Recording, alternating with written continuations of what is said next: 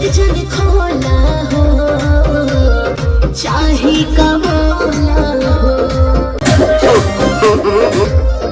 तो भाई लोग ये देखिए पवन सिंह के गाने पे अक्षरा सिंह और अनुपमा यादव स्टेज शो में खूब डांस की। हरी हरी जो ओढ़नी का गाना आया है पवन सिंह का। जी हाँ दोस्तों, आपको बता दें कि अक्षरा सिंह और अनुपमा यादव का स्टेज शो झारखंड में था। वहीं पे अक्षरा सिंह और अनुपमा यादव पवन सिंह के गाने पे खूब डांस की है। तो आप सभी देख सकते हैं अक्षरा सिंह और अनुपमा यादव दोनों को ही साथ में पवन सिंह के गाने पे खूब डांस किए। हरी हरी जो ओढ़नी गाने आया है पवन सिंह का। तो आखिरकार अनुपमा यादव के साथ अक्षरा सिंह पवन सिंह के गाने पे नाच ही ली और स्टेज शो पर पवन सिंह के गाने पे अनुपमा यादव अक्षरा सिंह करना चाह ही दी। चैनल पर नहीं होता चैनल को सब्सक्राइब कीजिए और वीडियो को ज़्यादा से ज़्यादा शेयर कीजिए।